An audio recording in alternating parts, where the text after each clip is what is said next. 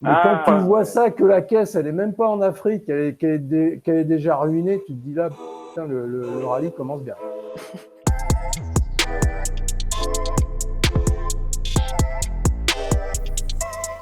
Tu nous parles un peu de l'époque Rallye Raid. Parce que là, tu parlais du Dakar avec X. En Rallye Raid, t'as fait quoi et comment ça se passait? Parce que c'est quand même un mythe pour tout le monde, ces épreuves-là, et c'est encore moins accessible que le rallye. Comment ça Euh, se raconte un peu? alors, le rallye raid, je te rassure de suite, j'étais vraiment fâché avec le Dakar parce que je trouvais ça totalement inhumain. Sénégal qui tient toutes ses promesses. C'est un petit peu la grosse pagaille où X qui a fait une chute là dans un trou entre deux dunes. Moi, j'ai eu la chance, enfin la chance, je le faisais en avion. Mais le fait de le faire en C'est moins avion, fatigant.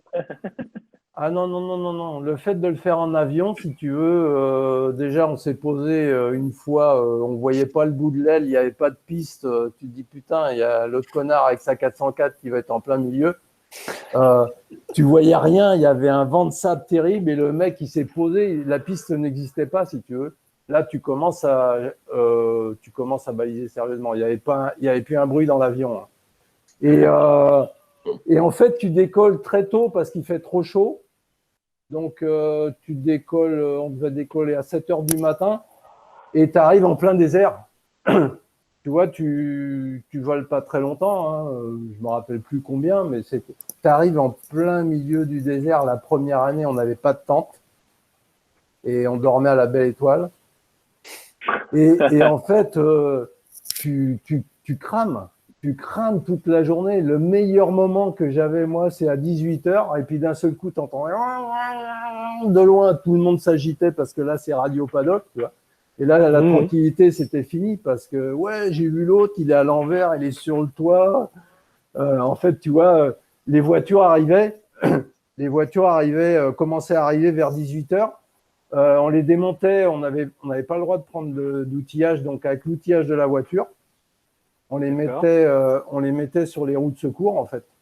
Ça nous servait de chandelle. Et ça m'est arrivé de tomber les moteurs comme ça, et après, on attendait les camions.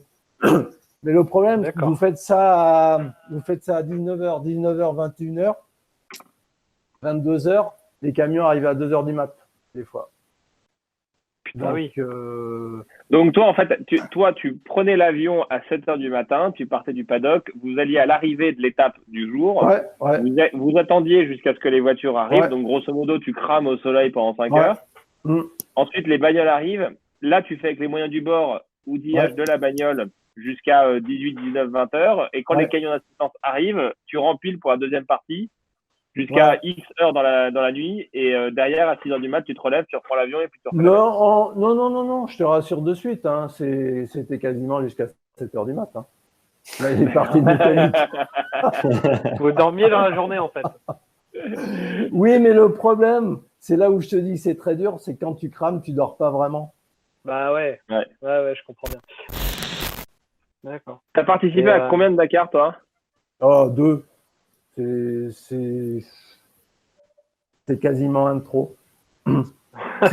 Non, non, c'est très, très dur, hein, c'est vraiment très, très dur.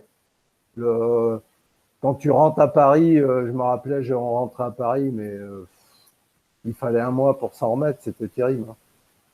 C'était terrible. Et on a fait une année où, par contre, on a fait le Maroc, la Tunisie, les pharaons. Ça reste des très grands souvenirs parce que c'était quand même du boulot. Mais parce que sur les voitures, on avait quand même beaucoup de taf le soir. Hein. Et puis, je me rappelle que Tambay voulait suivre l'Artigue. L'Artigue était avec les Mitsu, c'était quasiment des engins imbattables. Et sur un rallye, je ne sais plus lequel, Patrick, il avait décidé de mettre la pression sur les Mitsu, donc de rouler très fort. Il s'était posé un peu sur l'avant et il avait arraché un peu un radiat d'huile moteur parce que c'était refroidi par air et par huile. Et en fait, il nous a niqué le moteur. Et là, quand vous voyez le vilebrequin qui est posé sur la ridelle du camion à minuit, et ben là, vous vous dites, là, c'est pas gagné. Hein. On n'est pas couché. Hein. Mais C'est incroyable. j'ai eu une anecdote sur un Dakar où on leur avait dit ils avaient un réglage richesse moteur. S'ils utilisaient de l'essence africaine, surtout de bien régler la richesse, ils savaient tout ce qu'ils devaient faire. Hein. Et puis ils ont utilisé de l'essence africaine, je ne sais pas comment, parce qu'en fait ces rallyes à l'époque c'était quand même du gros système D. Hein. Il fallait atteindre les ravitaillements, c'était pas évident. Et là ils ont flingué tous les segments. Et ils sont arrivés le soir. On a posé le moteur par terre. Je me rappelle, je le voyais à minuit, il était dans les pneus, le moteur.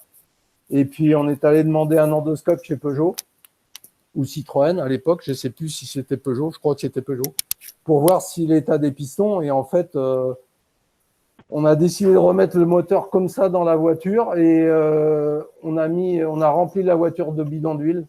Tout ce qui pouvait rentrer dans les portes, c'était des bidons d'huile, dans les roues. En fait, la voiture était pleine d'huile. Et quand on a fermé la porte le matin, on a dit là, les gars, on va peut-être pouvoir se reposer. Et parce qu'on la voyait pas du tout arriver. Hein.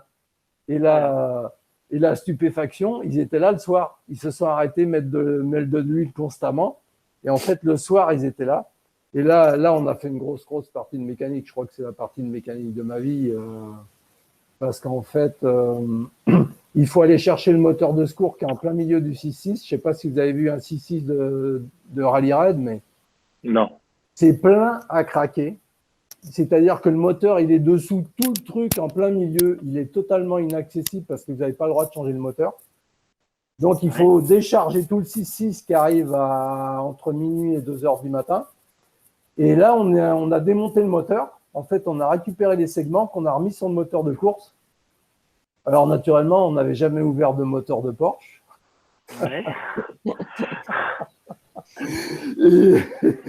Et à la lampe de poche, dans le sable, dans le désert, quand vous vous lancez dans un chantier comme ça, et ben, ils sont arrivés frais comme des gardons à 7 heures du matin. On a dit, les gars, vous pouvez y aller.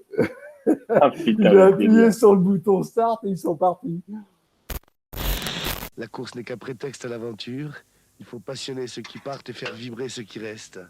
On va partir de ça, on va faire vibrer ceux qui sont restés. Nous, on va essayer d'être passionnés jusqu'au bout. Ce Dakar-là, ça a été des années de mécanique. Et ce qui nous a... où on n'a pas très bien compris, mais je pense que le poids... a priori, le poids de la voiture devait être un peu plus important que la Porsche, peut-être.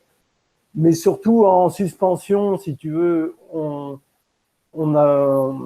s'améliore tellement d'année en année.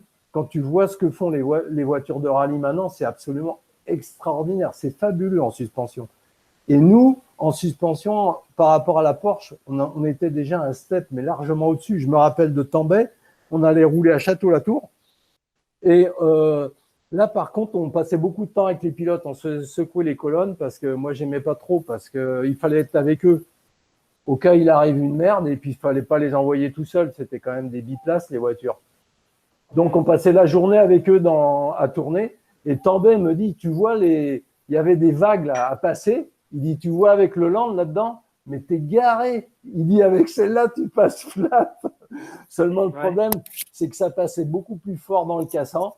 Et on cassait des pièces extravagantes que la Porsche ne cassait pas parce qu'elle allait moins vite que ça, à mon avis. Et si tu veux, on n'a pas tout cassé de suite. On a repris ça course après course, mais ça nous a coûté des abandons quand même, ces saloperies-là. On a tout renforcé, en fait. Hein. Et pour rester en rallye raid, je vous rappelle quand même que Tambay, pour nous faciliter la vie, il a pas trouvé mieux que de foutre la bagnole sur le toit. Ils avaient, comment ça s'appelait ça? C'était une épreuve chronométrée, tu sais, dans la descente Paris-Marseille, il s'arrêtait, c'était à Clermont. C'est un truc officiel, hein. Et en fait, il nous a foutu la bagnole sur le toit, il l'a ramenée, mais la caisse, il n'y avait plus une porte qui fermait. Et il nous a insulté tout le rallye parce que ça fermait pas. Parce que tu sais, après, c'est ce que je te disais, le pilote, il faut pas qu'il se fasse chier avec des accessoires ou tu vois, il faut que. Et je crois même qu'il y a un moment, il rentrait de l'autre côté, on avait dû scotcher sa porte. Mais quand tu vois ça, le prologue, hein, c'était le prologue, hein, je crois que ça s'appelait. Mais Ah, quand tu vois ça, que la caisse, elle est même pas en Afrique, qu'elle est déjà ruinée, tu te dis là, putain, le rallye commence bien. Ouais. Mais il y a- Parce qu'après, tu la mets dans le bateau, tu peux pas mécaniquer. Si tu veux. Donc, elle rentre dans le bateau cassé, et après, tu fais ce que tu peux.